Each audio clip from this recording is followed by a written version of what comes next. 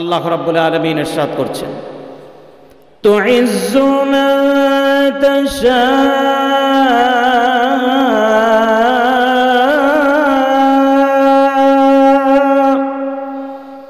ওয়া তুযিল্লু মান তাশা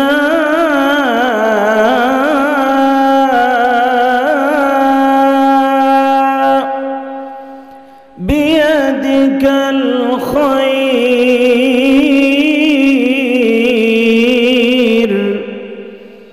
ইন্নাকা আলা কুল্লি শাইইন কাদির।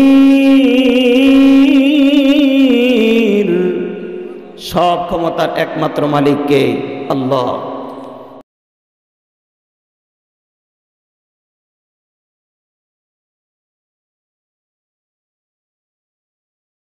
আমাদেরকে মাহফিলে এনেছেন কে? আমাদেরকে জীবন দিয়েছেন কে? আমাদের হায়াত এবং মৌতের মালিক কে? আমাদের রিজিকের মালিক কে? আমাদের চাকরির মালিক কে? আমাদের জীবনের ভালো মন্দ সব কিছুর একমাত্র মালিক কে? আল্লাহ। আল্লাহ রাব্বুল আলামিন যাকে ইচ্ছা তাকে ইজ্জত দান করেন, যাকে ইচ্ছা তাকে বেইজ্জতি করেন। আল্লাহ রাব্বুল আলামিন যাকে ইচ্ছা ক্ষমতা দেন, যাকে ইচ্ছা ক্ষমতা থেকে নামান। আল্লাহ পাক যাকে ইচ্ছা সুস্থতা দেন, যাকে ইচ্ছা অসুস্থতা দেন। আল্লাহ পাক কাউকে চাইলে রাজা বানান, কাউকে প্রজা বানান।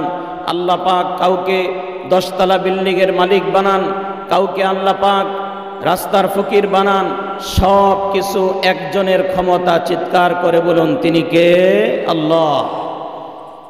আল্লাহ রাব্বুল আলামিন ইরশাদ করছেন, তুইজ্জু মান তাশা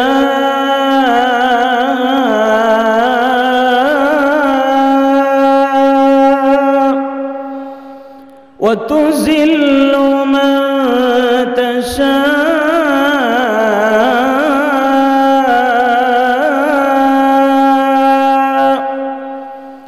বিয়াদিকাল খায়র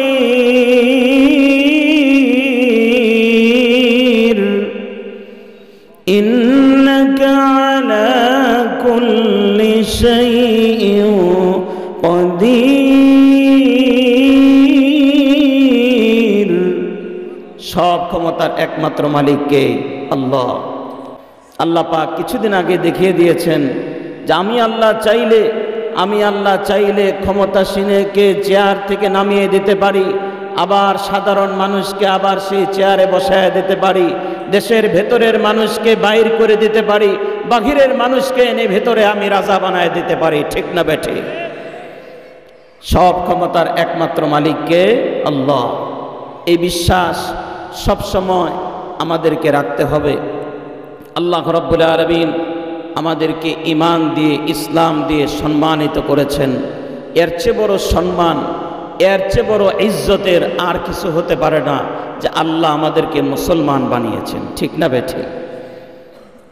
আমার আপনার পরিচয় দেওয়ার সবচেয়ে বড় যে শব্দ সেটা হলো আমি একজন মুসলিম, আমি একজন মুসলমান। এটা আমার সবচেয়ে বড় পরিচয়। এখন তো অনেক এরকম আধুনিক মডার্ন মুসলমান আছেন যারা নিজেকে মুসলমান বলে পরিচয় দিতে একটু লজ্জা পায়, এমনকি নবীজির সুন্নতটা নিজের সাথে রাখতেও লজ্জা পায়, নিজে একটা জায়গায় টুপি পরে যেতে লজ্জা পায়, পাগড়ি পরতে লজ্জা পায়, রুমাল পরতে লজ্জা পায়, এমনকি এক জায়গায় সবাই দাঁড়িয়ে খাচ্ছে, একজন বসে খাবে, সুন্নত তরিকায় খাবে, এতেও লজ্জা পায়। লজ্জার কিছু নাই। পৃথিবীর যেখানেই থাকি, এই 50 লক্ষ বর্গ কিলোমিটারের পৃথিবীর যেখানেই আমি থাকি, আমার সর্বপ্রথম পরিচয় হলো আমি একজন মুসলমান। মৃত্যুর আগ পর্যন্ত আমার একটাই পরিচয় থাকবে, আমি মুসলমান। যতদিন বেঁচে থাকবো এই পরিচয় নিয়ে আমি বেঁচে থাকবো। কে কে রাজি আছি? 2 হাত তুলে দেখায়। লিল্লাহি তাকবীর। এই পরিচয় দিতে আমার কোনো ভয় আছে? কোনো লজ্জা আছে? প্যারে হাজরিন, আমি এই পরিচয় নিয়ে বেঁচে থাকবো। এমন যেন না হয় পূজা আসলে পরে আমি বলি যে ধর্ম যার যার উৎসব সবার, নাউজুবিল্লাহি মিন যালিক। এত সুশীল সাজার দরকার নেই, কারণ আল্লাহ আমাকে ঈমান দিয়ে সম্মানিত করেছেন, ইসলাম দিয়ে আল্লাহ আমাকে সম্মানিত করেছেন। এই পরিচয় নিয়ে আমি বেঁচে থাকব। নতুন নতুন নতুন বিভিন্ন ষড়যন্ত্র ঈমানদারদের বিরুদ্ধে, মুসলমানদের বিরুদ্ধে চলছে। মুসলমানদের ঈমানকে নষ্ট করার জন্য অনেক ষড়যন্ত্র চলছে। তার মধ্যে নতুন একটি ষড়যন্ত্রের নাম হলো ইন্টারফেইথ। ইন্টারফেইথ, যার মূল স্লোগান হলো সব ধর্মের সবাই মিলে এক স্টেজে বসে যার যার বিশ্বাসের সাথে সে তার প্রভুকে ডাকবে, এরপরে পুরা পৃথিবীতে শান্তি নাজিল হবে। বলেন তো দেখি, মুসলমান কি এই বিশ্বাস কোনোদিন অন্তরে লালন করতে পারে না? কারণ খ্রিস্টান ভাইরা ওনারা তৃত্ববাদে বিশ্বাসী, ট্রিনিটিতে বিশ্বাসী, ওনারা 3 খোদায় বিশ্বাসী। হিন্দু ভাইয়েরা 33 কোটি দেবতায় বিশ্বাসী। আর আমরা একমাত্র এক আল্লাহ বিশ্বাসী, ঠিক না বেঠিক? কুল হুয়াল্লাহু আহাদ আল্লাহুস সামাদ। এই বিশ্বাসের উপরে আমরা আছি এবং থাকব। কিন্তু বিভিন্ন সময় বিভিন্ন ষড়যন্ত্র হয়, কিভাবে আমাদের ঈমানকে শেষ করে দেওয়া যায় আমরা টেরও পাই না। আল্লাহর হাবিব জনাবে মুহাম্মদুর রাসূলুল্লাহ সাল্লাল্লাহু আলাইহি ওয়াসাল্লাম হাদিস শরীফে ইরশাদ করেছেন, ইয়াতি আলান নাস জামানুন ইউসবিহুন নাস মুমিনান ওয়া ইউমসি কাফিরা ওয়া ইউমসি মুমিনান ওয়া ইউসবিহু কাফিরা।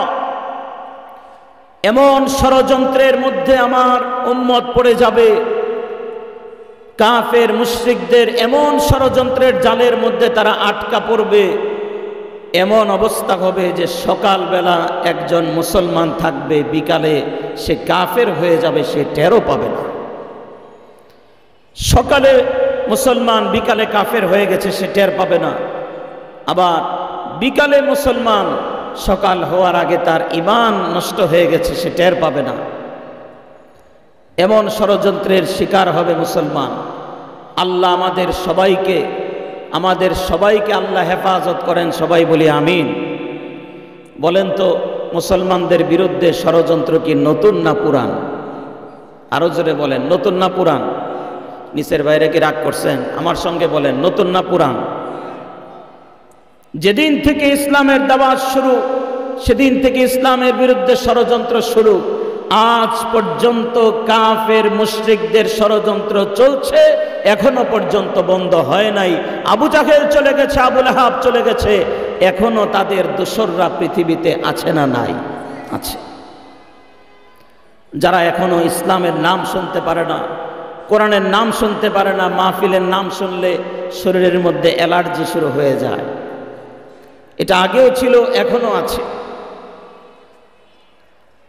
তবে শুরু থেকে আজ পর্যন্ত ইসলামের আলোকে, ইসলাম নামক বাতিকে তারা বন্ধ করতে পারে নাই। ইনশাআল্লাহ কিয়ামত পর্যন্ত বন্ধ করতে পারবে না। কেননা ইসলামের বাতি যিনি জ্বালিয়েছেন, চিৎকার করে বলুন তো তিনি কে? আল্লাহ। আল্লাহ রাব্বুল আলামিন ইরশাদ করছেন, ইউরিদুনা লিইউতফিউ নূরাল্লাহ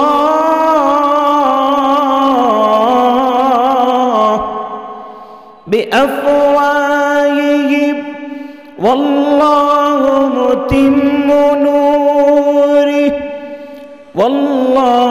মুতিম্মু নূরিহি ওয়ালাউ কারিহাল কাফিরুন।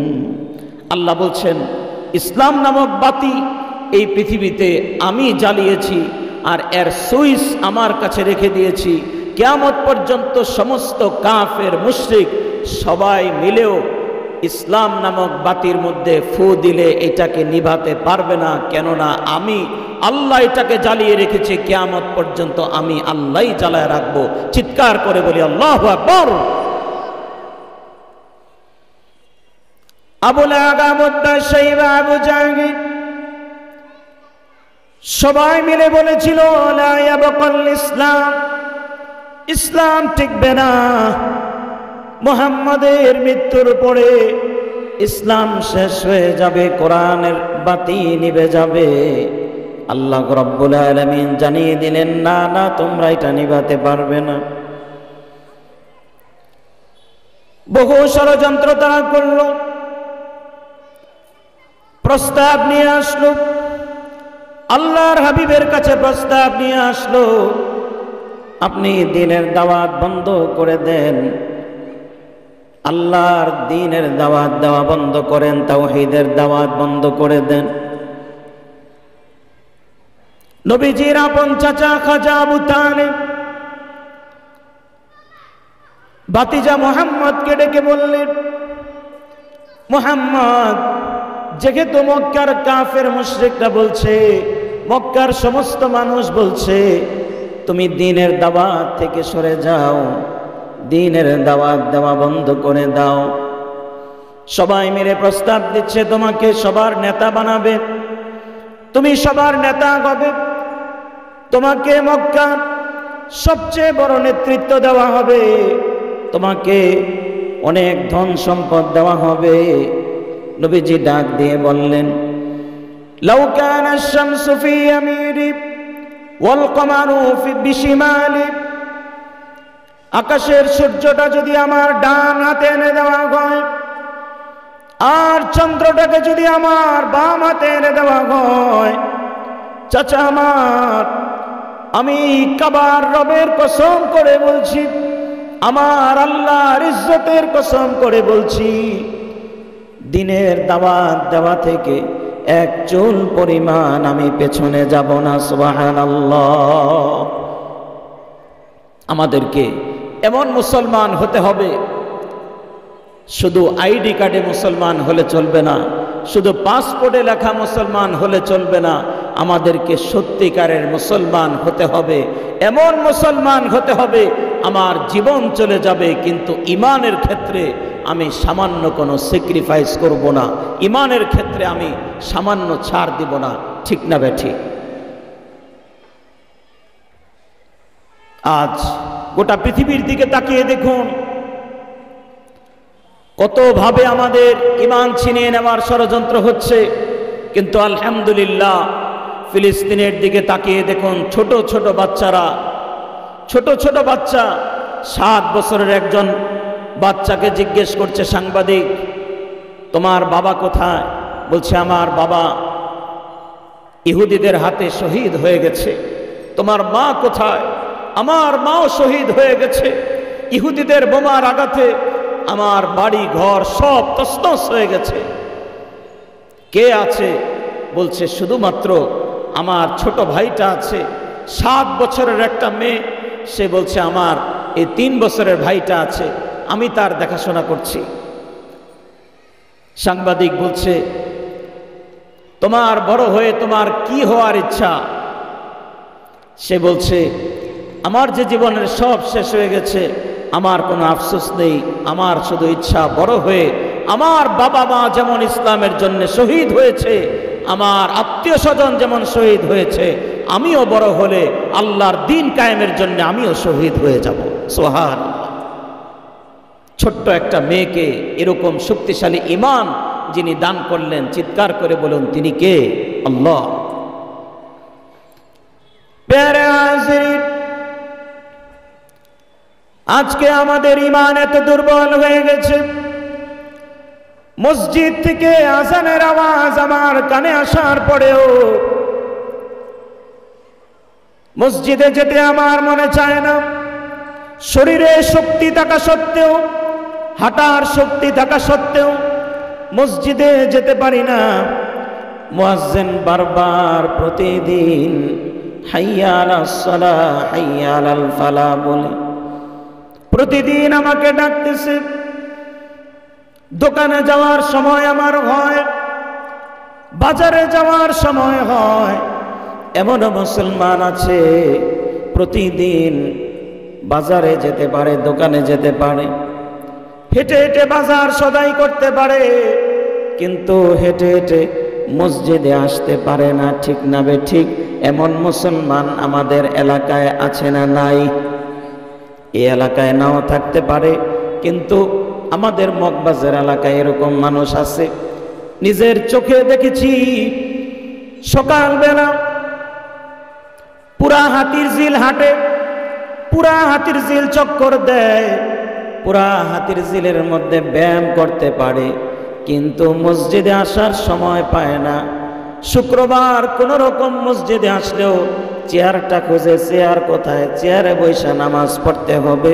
পুরা ঢাকা শহর ব্যায়াম করতে পারে, মসজিদে আইসা সেজদা দিতে পারে না। পোড়া কপাল মুসলমান, ঠিক না বে ঠিক? এমনও যুবক আছে, আমাদের বাসার পাশে মাঠে দেখেছি, এমনও যুবক আছে ফজরের আগে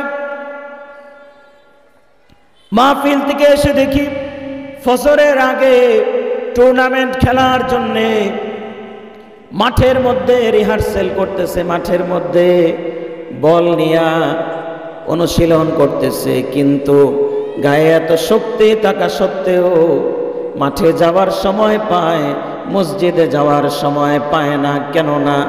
কেননা আমাদের ঈমান অনেক দুর্বল হয়ে গেছে, ঠিক না বে ঠিক?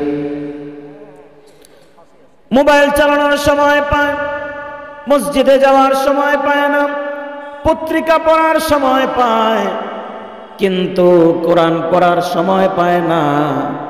এমনও মা আমাদের এলাকায় আছে, এমনও মা আছে, টিভি দেখার সময় পায়, সিরিয়াল দেখার সময় পায়, একের পর এক সিরিয়াল মুখস্থ রাখতে পারে, কিন্তু নতুন করে একটা সূরা শিখবে, ছোট একটা আয়াত শিখবে, এই সময় মা পায় না। এরকম মা আমাদের এলাকায় আছে। এই এলাকায় আছে না নাই? থাকতে পারে।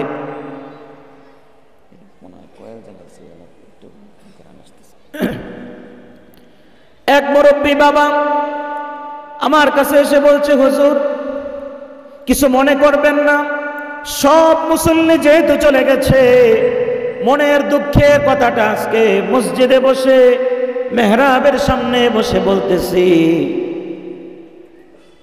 মুরব্বী একজন দাড়িওয়ালা, পাকা দাড়ি মুরব্বী আমার হাত ধরে চোখের পানি ছেড়ে দিয়ে বলছে, হুজুর কি বলবো, সন্তানদেরকে পড়ালেখা করে বড় করেছি। আমার এক ছেলে থাকে কানাডায়, আরেক ছেলে থাকে অস্ট্রেলিয়ায়, বাড়িতে আর কেউ নেই, আমি আর আমার স্ত্রী।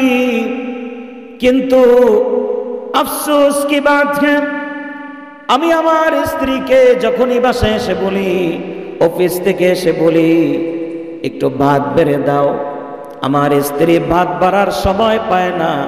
কারণ যখন আমি অফিস থেকে ফিরি তখন তার বিভিন্ন সিরিয়াল শুরু হয়ে যায়, হিন্দি বাংলা সিরিয়াল দেখার কারণে আমাকে ভাত বেড়ে দেওয়ার সময় পায় না। চোখের পানিগুলো তিনি টপ টপ করে ছেড়ে দিলেন। আমার মনে হলো আল্লাহর নবীর হাদিস অনুযায়ী এই স্ত্রী যদি আজকে মারা যায়, জাহান্নাম ছাড়া তার কোনো উপায় থাকবে না, ঠিক না বে ঠিক?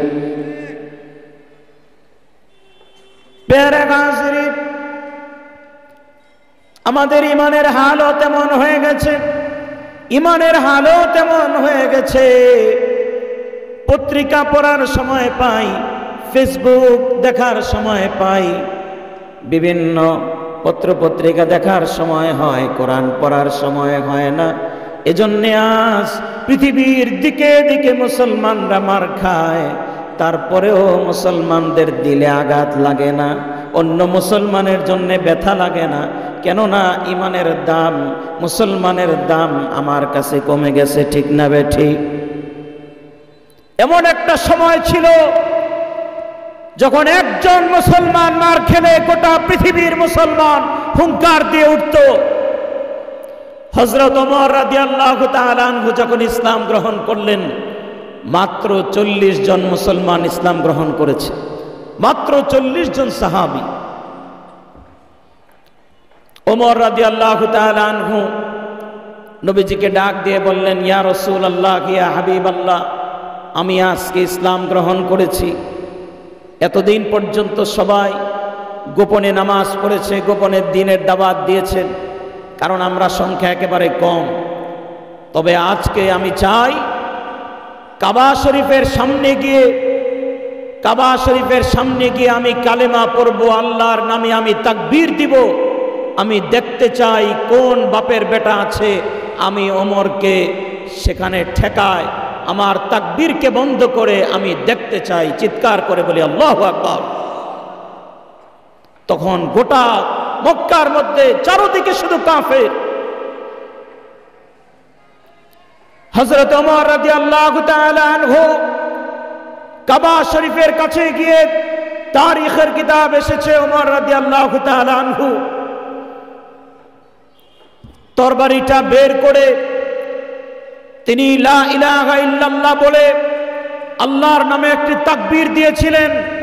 এত জোরে তাকবীর দিয়েছিলেন, মক্কার কাবার আশেপাশের যত পাহাড় আছে পাহাড়গুলো পর্যন্ত একটা তাকবীরের ধ্বনিতে থরথর করে কেঁপে উঠেছে। আল্লাহু আকবার। ওমর রাদিয়াল্লাহু তাআলা আনহু বলেছিলেন, এমন কোন সন্তান আছো যে আমি ওমরকে ঠেকাবে? আমি ওমর আজকে ঘোষণা দিচ্ছি, আল্লাহ ছাড়া কোনো মাবুদ নাই, আল্লাহ ছাড়া কোনো ইলাহ নাই, আল্লাহ ছাড়া কোনো রব নাই। সেদিন কেউ হযরত ওমরের সামনে এসে দাঁড়ানোর সাহস পায় নাই। সুবহানাল্লাহ। আজ আমরা যদি সেই ইতিহাস পড়ি, আমাদের যুবকরা যদি সেই ইতিহাস পড়ে, তাহলে যুবকরাও এরকম মুসলমান হবে। আর আমরা যখন এভাবে তাকবীর দিতে পারবো, তখন গোটা পৃথিবী আল্লাহ পাক আমাদের হাতে, আমাদের একেবারে কবজায় নিয়ে আসবেন। ঠিক না বে ঠিক?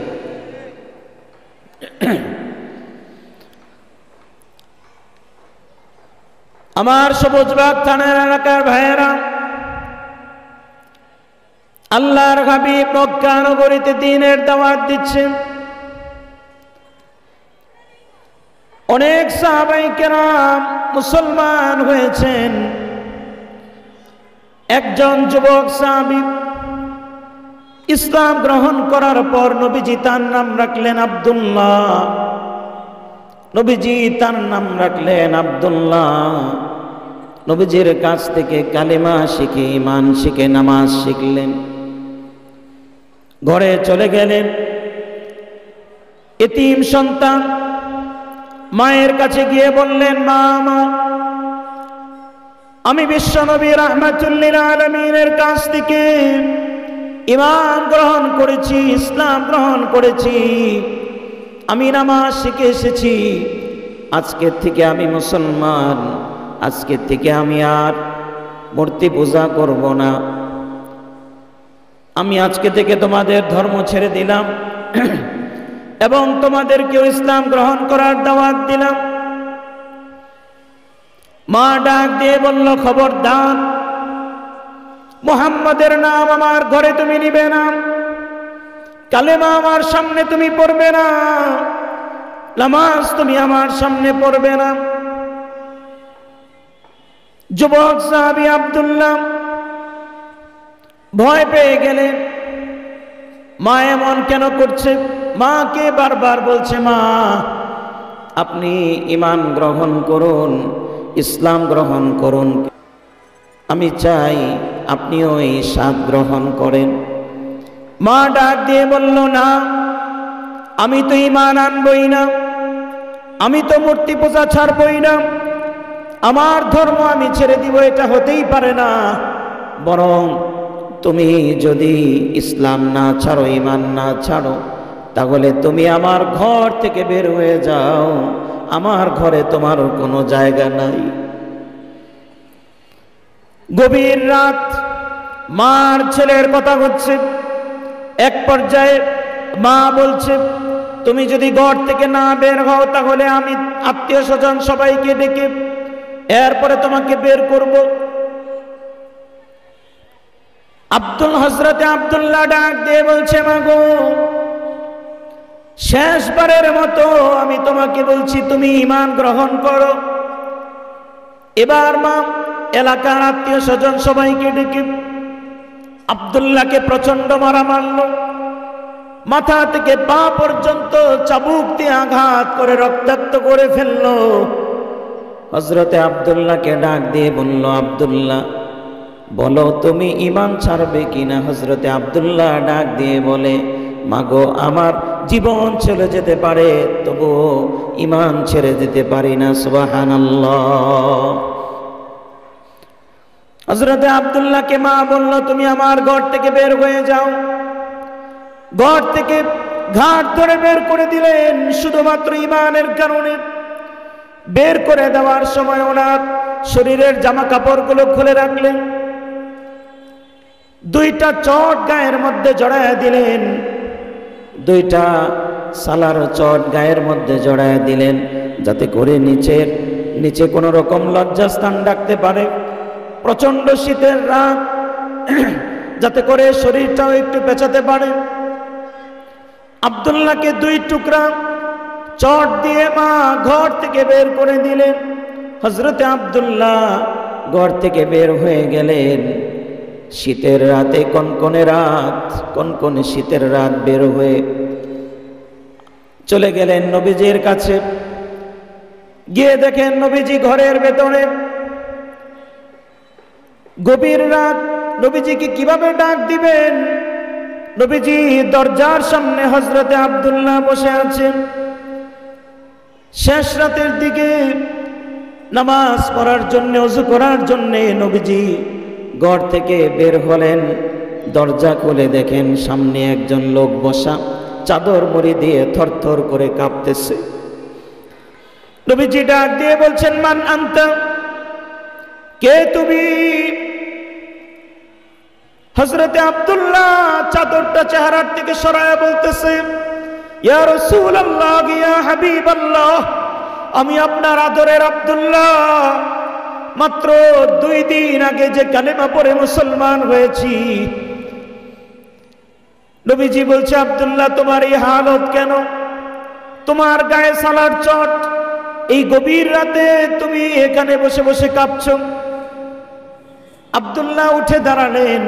নবীজি ডাক দিয়ে বললেন, কি হয়েছে আব্দুল্লাহ? হযরতে আব্দুল্লাহ ডাক দিয়ে বললেন, ইয়া রাসূলুল্লাহ, ইয়া হাবিবাল্লাহ, শুধুমাত্র ঈমান আনার কারণে, শুধুমাত্র আপনাকে ভালোবাসার কারণে, আল্লাহকে বিশ্বাস করার কারণে আমার ঘর থেকে এভাবে সালার দুটা চট দিয়ে আমাকে ঘর থেকে বের করে দিয়েছে। আমি ঈমান নিয়ে আপনার কাছে চলে এসেছি। আজকে 2 দিন যাবত কোনো কিছু আমি খাই না, কিন্তু আপনার চেহারা দেখার পরে আমার মনের যত দুঃখ, যত কষ্ট, সব কিছু আল্লাহ পাক দূর করে দিয়েছে। সুবহানাল্লাহ। আল্লাহর হাবিব হযরতে আব্দুল্লাহকে বুকে জড়িয়ে ধরলেন। সকালবেলা সাহাবায়ে কেরামের সামনে আব্দুল্লাহকে বসালেন আর ডাক দিয়ে বললেন, আমার সাহাবীরা, আমার আব্দুল্লাহ ঈমান আনার কারণে ঘর থেকে বিতাড়িত হয়েছে, পরিবার থেকে বিতাড়িত হয়েছে, দুটা চট পরে ঘর থেকে বের হয়ে এসেছে। আজকের থেকে আমি আমার আব্দুল্লাহর নাম দিলাম। শুধু আব্দুল্লাহ না, আজকের থেকে তার নাম হবে আব্দুল্লাহ যুল বিজাদাইন, দুইটা চটের মালিক, দুইটা চাদরের মালিক আব্দুল্লাহ। কেননা সে দুইটা চাদর গায়ে দিয়ে আমার কাছে চলে এসেছে। কিয়ামত পর্যন্ত সমস্ত ইতিহাসের কিতাবের মধ্যে, হাদিসের কিতাবের মধ্যে আমার আব্দুল্লাহর নাম থাকবে আব্দুল্লাহ যুল বিজাদাইন। সুবহানাল্লাহ। দুই চাদরওয়ালা আব্দুল্লাহ, 2 টুকরা কাপড়ওয়ালা আব্দুল্লাহ। আল্লাহর হাবিব আব্দুল্লাহকে অনেক আদর করতেন। নবম হিজরতে তাবুকের যুদ্ধে সাহাবায়ে কেরামকে নিয়ে আল্লাহর হাবিব যখন রওনা হলেন, সাহাবায়ে কেরামের জামাতের মধ্যে একজন সাহাবী, তার নাম হলো আব্দুল্লাহ যুল বিজাদাইন। তিনিও জিহাদের ময়দানে রওনা হয়েছেন। প্রচন্ড গরমকাল, সাহাবায়ে কেরাম প্রচন্ড ক্লান্ত শরীর, না খাওয়া অবস্থা, প্রচন্ড গরম উপেক্ষা করে সাহাবায়ে কেরাম শত শত কিলোমিটার পার হয়ে তাবুকের ময়দানে জিহাদ করার জন্য গেলেন, ইসলাম কায়েম করার জন্য, দ্বীন কায়েম করার জন্য, শুধুমাত্র আল্লাহকে খুশি করার জন্য। চিৎকার করে বলি আল্লাহু আকবার। আল্লাহর হাবিব সাহাবায়ে কেরামকে বললেন, আমার সাহাবীরা, এই যুদ্ধে যারা মৃত্যুবরণ করবে, শহীদ হবে, আল্লাহ রাব্বুল আলামিন তাদেরকে একটা বিরাট মর্যাদা দান করবেন। রাত হয়ে গেছে, সব সাহাবায়ে কেরাম তাঁবুটা নিয়ে শুয়ে পড়েছেন। হঠাৎ করে হযরত আবু বকর সিদ্দিক রাদিয়াল্লাহু তাআলা আনহু এসে বললেন, ইয়া রাসূলুল্লাহ, ইয়া হাবিবাল্লাহ, আপনার একজন সাহাবী মারাত্মক অসুস্থ। নবীজি বললেন, কোন সাহাবী?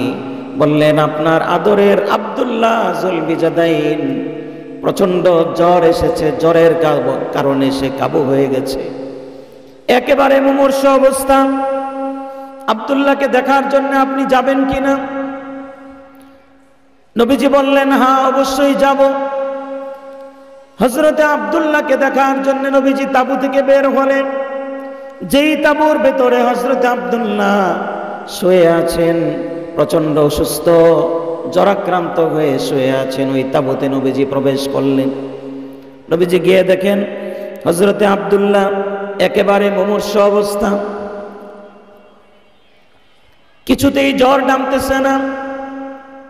মাথার মধ্যে সাহাবায়ে কেরাম বারবার পানি দিচ্ছেন, কোনো কাজ হচ্ছে না।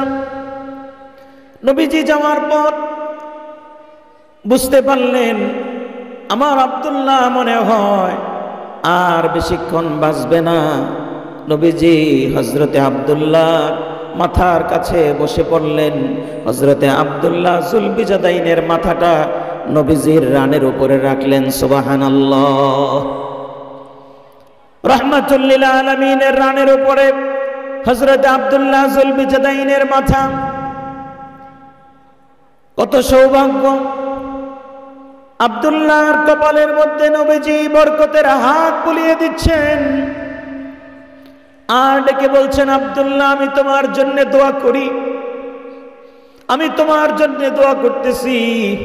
আল্লাহ যদি তোমার শাহাদাতকে কবুল করে নেন, তাহলে আমি তোমার জন্য দোয়া করি, আল্লাহ যেন তোমাকে জান্নাতুল ফিরদাউসের সর্বোচ্চ মাকাম দান করে। সুবহানাল্লাহ। নবীজি আব্দুল্লাহ মাথাটা পায়ের উপরে রাখলেন, রানের উপরে রাখলেন। হযরতে আব্দুল্লাহ কালেমা পড়ছেন, নবীজির চোখের দিকে তাকিয়ে আছেন। চোখের দিকে তাকানো অবস্থায় মালাকুল মাউত চলে এসেছে। মালাকুল মাউত এসে হযরতে আব্দুল্লাহ যুলবিজাদাইনের জানটা কবজ করে নিলেন, রূহটা কবজ করে নিলেন। এমন অবস্থায় কবজ করলেন, তিনি সরাসরি নবীজির চেহারা মুবারকের দিকে তাকিয়ে আছে। সুবহানাল্লাহ। তারিখের কিতাবে এসেছে, কানা ওয়া কানা আউয়ালা সাহাবীন, একমাত্র সাহাবী অকুতুফিয়া নাযরান ইলা ওয়াজহি রাসূলিল্লাহ। সাহাবায়ে কেরামের মধ্যে একজন সাহাবী, সৌভাগ্যবান সাহাবী, যিনি নবীজির কোলে মাথা রেখে নবীজির চেহারার দিকে তাকিয়ে ইন্তেকাল করেছে। চিৎকার করে বলি আল্লাহু আকবার। এত সৌভাগ্য যিনি দান করেছেন, চিৎকার করে বলুন তিনি কে? ঈমানের কারণে এত মর্যাদা আল্লাহ পাক দান করলেন। হযরতে আব্দুল্লাহ ইন্তেকাল করার পরে নবীজি নিজের হাতে চোখটা বন্ধ করে দিলেন।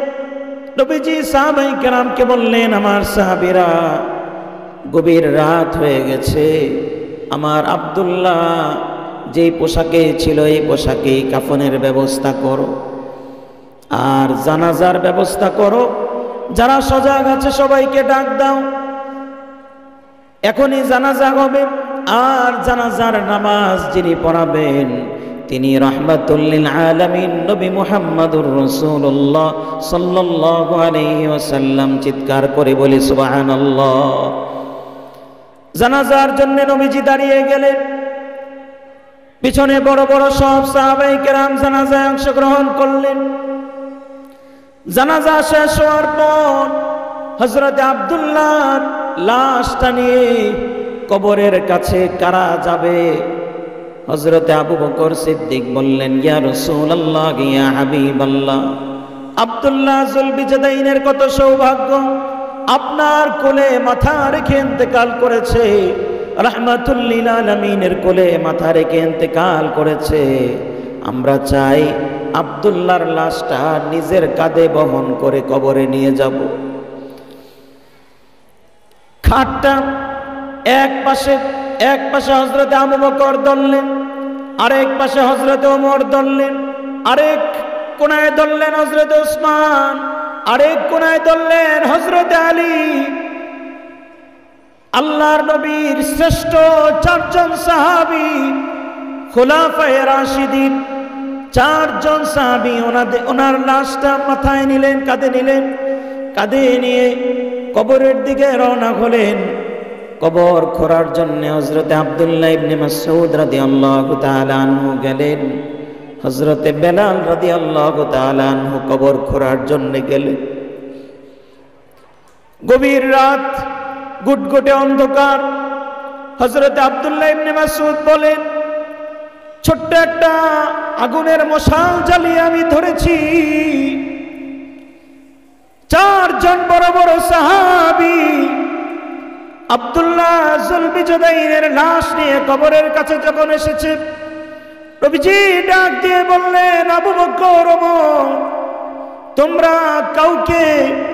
তোমাদের কাউকে কবরে নামতে হবে না। আমি রাহমাতুল লিল আলামিন, আমি নিজে কবরে নামবো। আমি নিজে কবরে নেমে আব্দুল্লাহর লাশটা নিজের হাতে কবরে আমি রাখতে চাই। সুবহানাল্লাহ। নবীজি কবরে আগে নামলেন, বললেন, আব্দুল্লাহর লাশটা আমাকে দাও। নবীজি আব্দুল্লাহর লাশটা কোলে নিলেন, নিজে কোলে নিলেন, কোলে নিয়ে লাশটা কবরের মধ্যে রাখলেন। পৃথিবীর ইতিহাসে সৌভাগ্যবান সেই সাহাবী যিনি নবীজির কোল মোবারকের মধ্যে ইন্তেকাল করেছেন। নবীজি কোলে নিয়ে লাশ কবরে রেখেছেন। কবরে রাখার পর নবীজি এবার আসমানের দিকে হাত তুলে বললেন, রব্বুল আলামিন, ইয়া রাব্বি, লাকাদ আমসাইতু আনহু রাদিয়া ফারদা আনহু ইয়া রাব। রব্বুল আলামিন, আমার আব্দুল্লাহ, আমি নিজের হাতে যাকে আজকে কবরে রাখলাম, আমার হাতে হাত রেখে কালিমা পড়ে মুসলমান হয়েছে। একেবারে যৌবনকালে আমার হাতে কালিমা পড়ে মুসলমান হয়েছে। রব্বুল আলামিন, আমার আব্দুল্লাহ আমার সঙ্গে সমস্ত জিহাদের ময়দানে শরীক হয়েছে। ওয়াকাদ শাহিদা বদরান ওয়া ওয়াহদান ওয়া হুনাইন, সমস্ত জিহাদে অংশগ্রহণ করেছে। রব্বুল আলামিন, আমার আব্দুল্লাহ আমার কোলে মাথা রেখে মারা গেছে। ঈমান আনতে গিয়ে আমার আব্দুল্লাহ কিছুই আনতে পারে নাই। ঈমান আনতে গিয়ে কিছুই আনতে পারে নাই।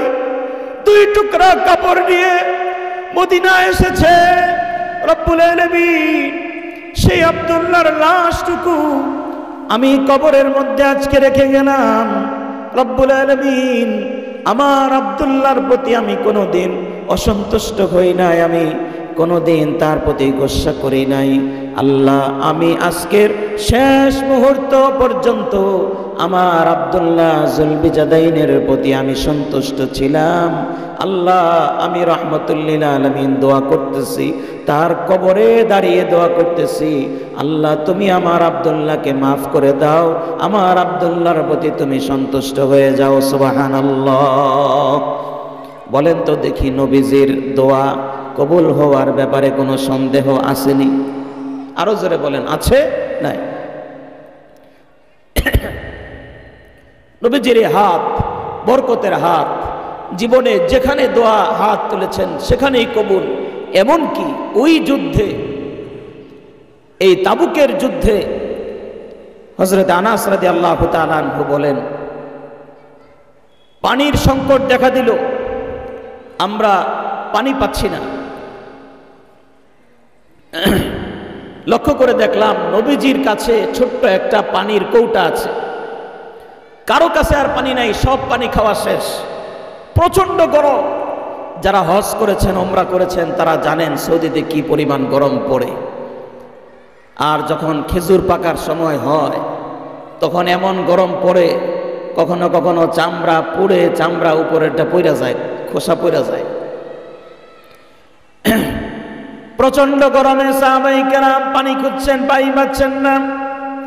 হযরত আনাস বলেন, তলাবনাল মা ওয়ালাম নাজিদ, পানি খুঁজতে খুঁজতে কোথাও পাচ্ছি না, ইল্লা ইনদা রাসূলিল্লাহ সাল্লাল্লাহু আলাইহি ওয়াসাল্লাম, নবীজির কাছে গিয়ে কিছু পানি পেলাম, এক কৌটা পানি। আর আমাদের সাহাবায়ে কেরাম মুজাহিদদের সংখ্যা প্রায় ১৫০০-এর মতো। ১৫০০ মানুষ এক বোতল পানি দিয়ে, এক কৌটা পানি দিয়ে কি হবে? আমি গিয়ে বললাম, ইয়া রাসূলুল্লাহ, ইয়া হাবিবাল্লাহ, সবাই পানির পিপাসায় কাতর হয়ে গেছে, আপনি যদি একটু সবার জন্য দোয়া করতেন, পানির যদি আল্লাহ ব্যবস্থা করে দিত। আমি তো দেখতে পাচ্ছি শুধুমাত্র আপনার কাছে পানি আছে, আর কারো কাছে পানি নেই। নবীজি হযরত আনাসকে বললেন, আমার সব সাহাবায়ে কেরামকে আমার কাছে আসতে বলো, সবাইকে আসতে বলো। সবাইকে খবর দেওয়া হলো, সবাই আসলেন। আসার পরে নবীজি ওনার কৌটাটা, পানির কৌটাটা খুললেন। তখন তো চামড়ার মশক ছিল, চামড়ার ছোট ছোট পানির থলে ছিল। থলের মুখ খুললেন। হযরত আনাস বলেন, লাকাদ রাআইতু বিআইনাইয়া, আমি আমার দুই চোখে দেখেছি আমার নবীর হাতে কি বরকত আল্লাহ পাক দিয়েছিলেন। এত বরকত পৃথিবীর কোন মানুষের হাতে আল্লাহ পাক দেন নাই। আল্লাহর হাবিব পানির কৌটাটা খুললেন।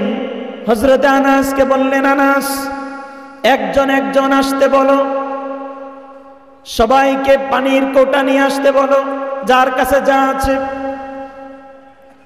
সবাই যেন পানি খাওয়ার জন্য প্রস্তুত হয়। নবীজি পানির কৌটার মধ্যে হাত দিলেন। হাত ঢোকানোর পর হযরতে আনাস বলেন, ওয়াকাদ বাদা ইয়াখরুজুল মাউ মিন আসবু'i রাসূলিল্লাহি সাল্লাল্লাহু আলাইহি ওয়াসাল্লাম। আমি লক্ষ্য করে দেখলাম নবীজি ওনার কৌটার ভেতরে হাত ঢুকানোর পর ওনার 5 আঙ্গুলের ভেতর দিয়ে ঝর্ণার মতো পানি বের হওয়া শুরু হয়েছে। সুবহানাল্লাহ, ঝর্ণার মতো পানি বের হচ্ছে। আমি অবাক হয়ে তাকিয়ে রইলাম। একজন একজন করে সাহাবী আসা শুরু করলো। আমি মনে করলাম, এই 3 জনকে আলাদা করে দাও, এগোর কথা আর বন্ধ হয় না, 3 জনকে আলাদা করে দাও, গল্প আর বন্ধ হইতেছে না। তোমরা আমার দিকে তাকাও, বাবারা আমার দিকে তাকাও, ওদের গল্প জমছে ভালো। আপনাদের কষ্ট হচ্ছে নাকি?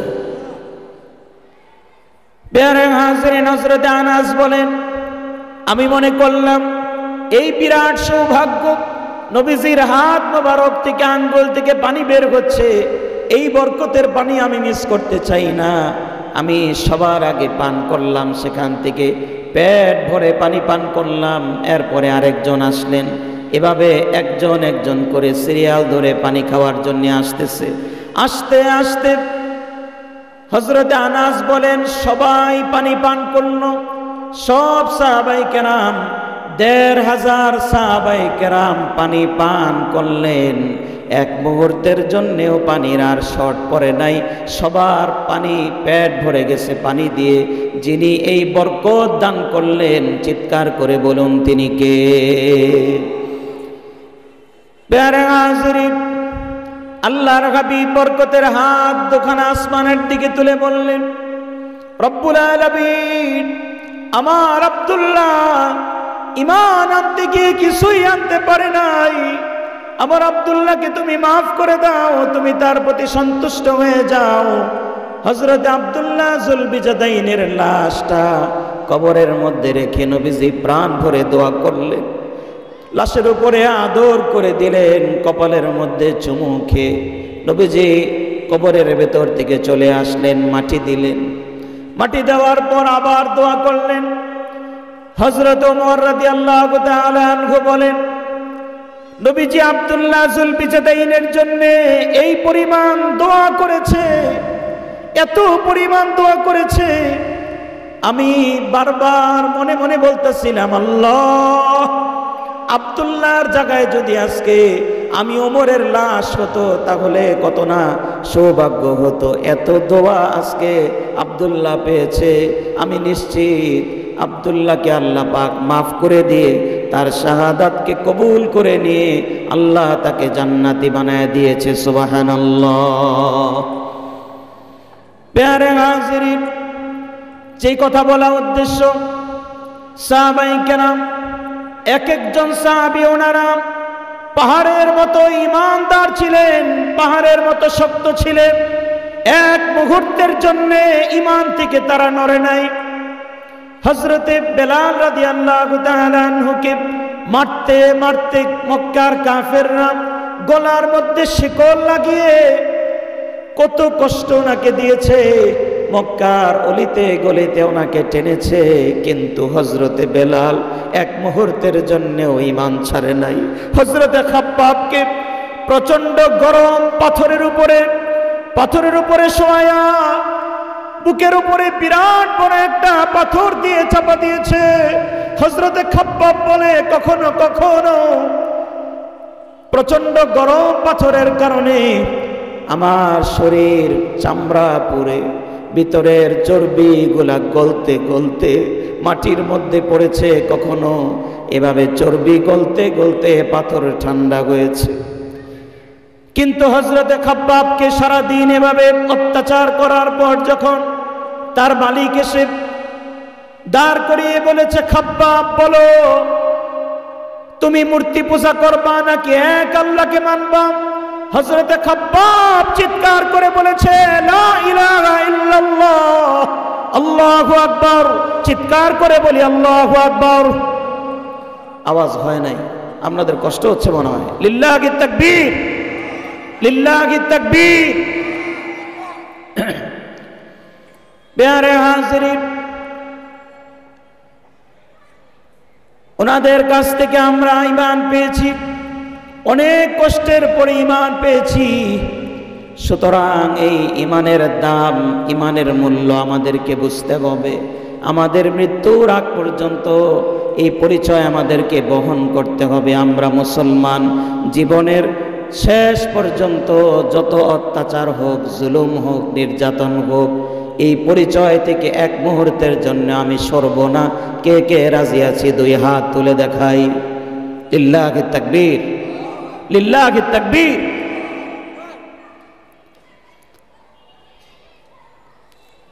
দুইশো বছর পর্যন্ত ভারত উপমহাদেশে ইংরেজরা জুলুম করত মুসলমানদের উপরে।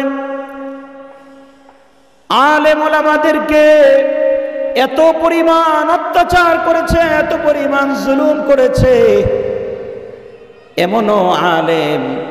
এমনও আলেম আছে যাদেরকে সরাসরি কয়লার মধ্যে পুড়িয়ে দেওয়া হয়েছে।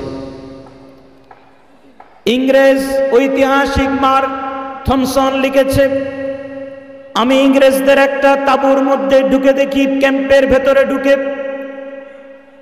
ওলামায়ে কেরামের বিরাট বড় একটি জামাত, 40 জন আলেমকে একসঙ্গে দাঁড় করানো হয়েছে।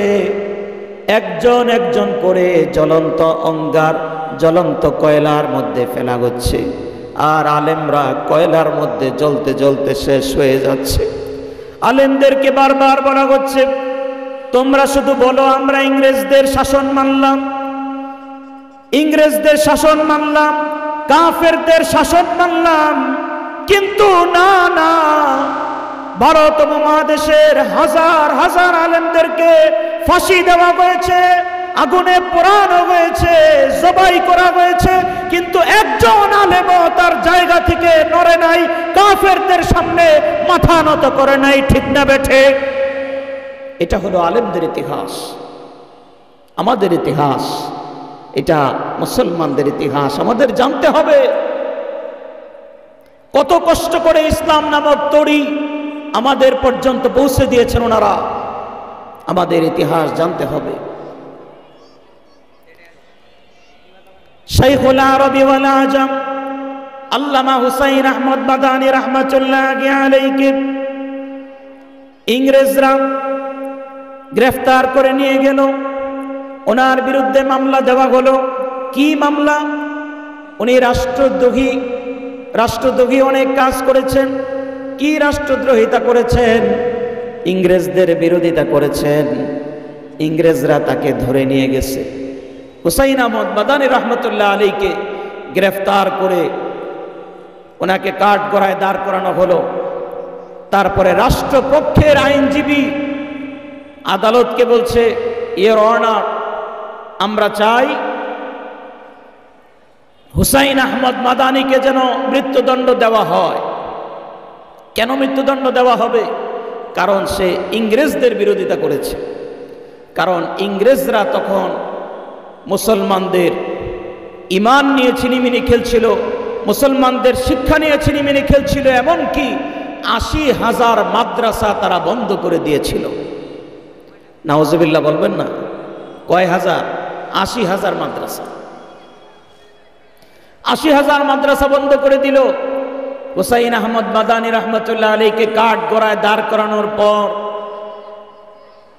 বিচারক জিজ্ঞেস করছেন, আপনি কি ইংরেজদের বিরুদ্ধে রায় দিয়েছিলেন, ফতোয়া দিয়েছেন? মাদানী রহমতুল্লাহ আলী বলছেন, হ্যাঁ, আমি ইংরেজদের বিরুদ্ধে ফতোয়া দিয়েছি যে ইংরেজদের চাকরি করা যাবে না, তাদের বই পড়া যাবে না, কেননা তারা প্রতিদিন আমাদের সন্তানদেরকে খ্রিস্টান বানিয়ে ফেলছে, এজন্য এই ফতোয়া আমি দিয়েছি। এবার জজ সাহেব ডেকে বলছেন, আপনার কিন্তু ফাঁসি হবে, আপনার কিন্তু ফাঁসি হবে। জজ সাহেব জানতেন না আলেমরা কোনোদিন ফাঁসিকে ভয় করে না। ঠিক না বেঠি? আলেমরা ফাঁসিকে ভয় করে না। সত্যিকারের মুসলমানরা ফাঁসিকে ভয় করে না, জেল জুলুমকে ভয় করে না।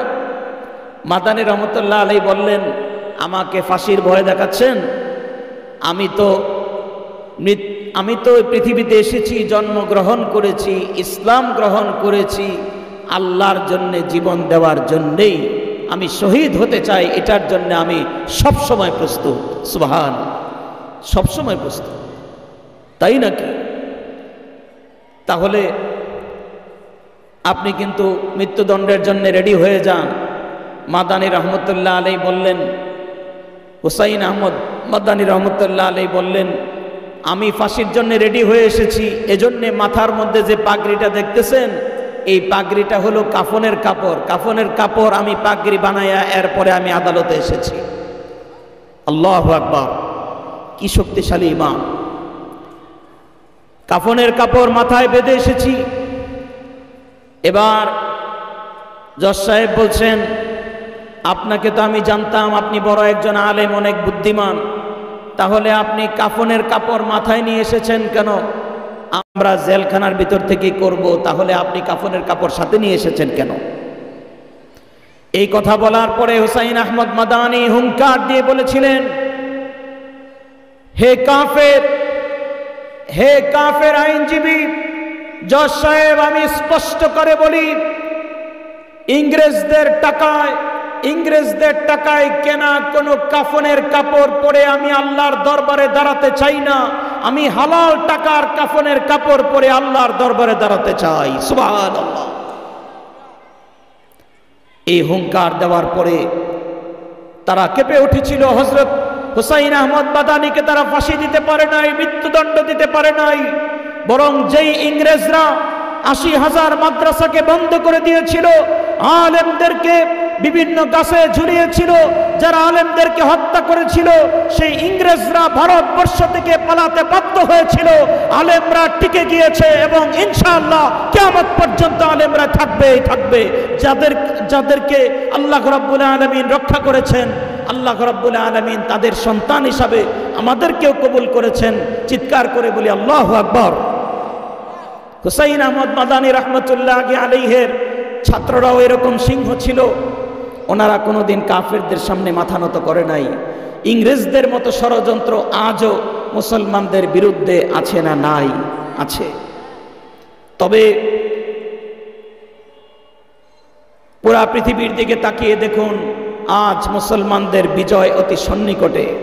আফগানিস্তান মুসলমানদের হাতে চলে এসেছে, মুসলমানদেরকে আল্লাহ পাক বিজয় দান করেছেন।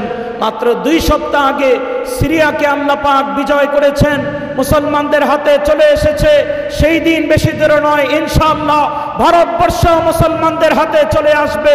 যদিও বাবরি মসজিদ ভাঙা হয়েছে, মন্দির করা হয়েছে, তবে অচিরেই সেই দিন আসবে। অবশ্যই অবশ্যই সেই মন্দির ভেঙে সেখানে আবার মসজিদ হবে। ঠিক না বেঠিক? এটা আমার কথা নয়, আল্লাহর নবীর কথা। আল্লাহর নবী 1500 বছর আগে বলে গিয়েছেন, লা ইয়াবকা আলা যাহরিল আরদি বাইতু মাদারিন ওয়ালা ওয়াবারিন ইল্লা আদখালাহু আল্লাহু কালিমাতাল ইসলাম বিইজ্জি আজিজিন আও যুল্লি যালিলিন। কিয়ামতের আগে আল্লাহ রাব্বুল আলামিন গোটা পৃথিবীতে মুসলমানদের রক্তের বিনিময়ে, মুসলমানদের জিহাদের বিনিময়ে, মুসলমানদের ত্যাগের বিনিময়ে আল্লাহ রাব্বুল আলামিন গোটা পৃথিবীর আনাচে কানাচে, পূর্ব থেকে পশ্চিম, উত্তর থেকে দক্ষিণ, প্রত্যেকটা ঘরে ঘরে আল্লাহ পাক ঈমানের আলো ঢুকিয়ে দিবেন। প্রত্যেকটা ঘরে ঘরে ইসলামের আলো আল্লাহ পাক ঢুকিয়ে দিবেন। কোনো জায়গায় কাফেররা আটকায় রাখতে পারবে না।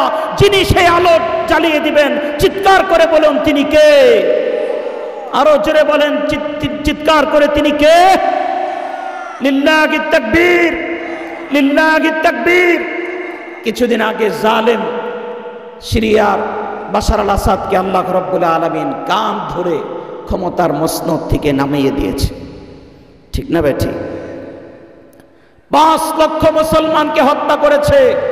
সে মনে করেছিল এভাবে মুসলমানদেরকে মারতে মারতে এক পর্যায়ে সে টিকে যাবে, কিন্তু আল্লাহ পাক বলেছেন, জালেম যত জুলুমই করুক না কেন, জালেমের জুলুম যেখানে শেষ, আমি আল্লাহর শক্তি, আমি আল্লাহর কুদরত সেখান থেকে শুরু। ঠিক না বেঠিক?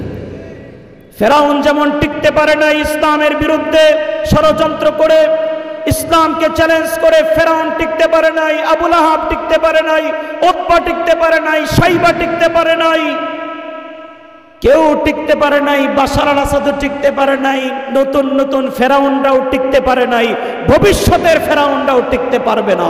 ঠিক না বেঠে? কারণ জুলুম যারা করে তারা আল্লাহর দুশমন, তারা গোটা পৃথিবীর দুশমন, গোটা মানব জাতির দুশমন। ঠিক না বেঠি? আল্লাহ রাব্বুল আলামিন আমাদেরকে জালেমদের বিরুদ্ধে সোচ্চার হওয়ার তৌফিক দান করেন। সবাই বলি আমিন। আল্লাহ পাক আমাদেরকে ঈমানের উপর অটল করেন। সবাই বলি আমিন। মৃত্যুর আগ পর্যন্ত আমরা ঈমানের উপর অটল থাকতে চাই। কে কে কালেমা পড়ে দুনিয়া থেকে বিদায় নিতে চাই? কে কে? লিল্লাহিত তাকবীর, লিল্লাহিত তাকবীর। ছোট্ট একটা আমলের কথা বলি, ঈমান নিয়ে দুনিয়া থেকে বিদায় নেওয়ার ছোট্ট একটা আমল বলবো। আজানের সময় হচ্ছে না? আছে, তাহলে 5 মিনিট পাওয়া যাবে না? তাহলে ঈমানের সাথে মৃত্যুবরণ করার সংক্ষেপে 3টা আমলের কথা বলি। আপনারা এই আমলটা আজকে মুখস্থ করে এরপরে বাড়িতে নিয়ে যাবেন। বলেন ইনশাআল্লাহ। কয়টা আমল? যারা বাহির থেকে আলোচনা শুনছেন ওনারাও খেয়াল করবেন, মা বোনেরাও খেয়াল করবেন। কয়টা আমল? 3টা। 1 নম্বর আমল, নবীজি বলছেন, মান ক্বারা আয়াতাল কুরসি দুবুরা কুল্লি সালাতিন মাকতুবা লাম ইয়ামনাহু মিন দুখুলিল জান্নাতি ইল্লা আন ইয়ামুত। পৃথিবীতে কোনো ব্যক্তি যদি, নবীজি বলছেন, আমার উম্মতের মধ্যে কোনো ব্যক্তি যদি প্রতিদিন 5 ওয়াক্ত নামাজের পরে আয়াতুল কুরসি তেলাওয়াত করে, আল্লাহ রাব্বুল আলামিন ওই ব্যক্তিকে এত পছন্দ করেন, এত ভালোবাসেন, ওই ব্যক্তি প্রতিদিন আয়াতুল কুরসি পড়ার সঙ্গে সঙ্গে জান্নাতের কাছে যেতে থাকে, জান্নাতের এত কাছে চলে যায়। নবীজি বলেন, জান্নাতে যেতে তার একটি মাত্র বাধা থাকে, একটি মাত্র পর্দা থাকে। ওই পর্দার নাম হলো মৃত্যু। মৃত্যুর সঙ্গে সঙ্গে ওই ব্যক্তি সরাসরি আল্লাহর জান্নাতে প্রবেশ করবে। সুবহানাল্লাহ। কয় নাম্বার আমল গেল? 1 নাম্বার। 2 নাম্বার আমল হলো নবীজি বলছেন, মান করা সাইয়্যিদাল ইস্তিগফার মুসবিহা ওয়া মাতা ক্বাবলা আন ইউমসিয়া দাখালাল জান্নাহ। বুখারী শরীফের হাদিস। নবীজি বলছেন, কোন ব্যক্তি যদি সকালবেলা ফজরের পরে সাইয়্যিদুল ইস্তিগফার পড়ে, সন্ধ্যার আগে যদি তার মৃত্যু হয়ে যায়, আল্লাহ রাব্বুল আলামিন ওই ব্যক্তিকে সরাসরি জান্নাত দান করে দিবেন। সুবহানাল্লাহ। সাইয়্যিদুল ইস্তিগফার আশা করি অনেকেই পারেন। 3 নাম্বার আমল, ফজরের পরে এবং মাগরিবের পরে 3 বার করে এই দোয়াটা পড়ব। আল্লাহুম্মা ইন্না নাসআলুকাল জান্নাতা ওয়া নাউযু বিকা মিনান নার। আল্লাহুম্মা ইন্না নাসআলুকাল জান্নাতা ওয়া নাউযু বিকা মিনান নার। 3 বার করে যদি পড়ি, ইনশাআল্লাহ আল্লাহর হাবিব বলেন এই দোয়াটা পড়ার পরে জান্নাত আল্লাহর কাছে দোয়া করতে থাকে, আল্লাহ তোমার বান্দা যেহেতু তোমার কাছে জান্নাত চাইতেছে, আল্লাহ তুমি তাকে জান্নাতি বানায় দাও। আল্লাহ তাআলা জান্নাতের সুপারিশ কবুল করে ওই ব্যক্তিকে জান্নাতি হিসাবে ঘোষণা দিয়ে দেন। সুবহানাল্লাহ। প্যারে হাজরিন, ঈমান নিয়ে যদি আমরা যেতে পারি আমাদের জীবন সার্থক। আমার জীবনের শেষ যদি হয় লা ইলাহা ইল্লাল্লাহ মুহাম্মাদুর রাসূলুল্লাহ, তাহলে আমার পুরা জীবন সার্থক। আল্লাহ যেন আমাদেরকে মৃত্যুর সময় সবার জবানে কালেমা নসিব করেন, লা ইলাহা ইল্লাল্লাহ মুহাম্মাদুর রাসূলুল্লাহ, পরে যেন আমরা দুনিয়া থেকে বিদায় নিতে পারি। আল্লাহ সবাইকে কবুল করেন, আমিন। ওয়া আখির দাওয়ানা আলহামদুলিল্লাহি রাব্বিল আলামিন। আসসালামু আলাইকুম ওয়া রাহমাতুল্লাহি ওয়া বারাকাতুহু।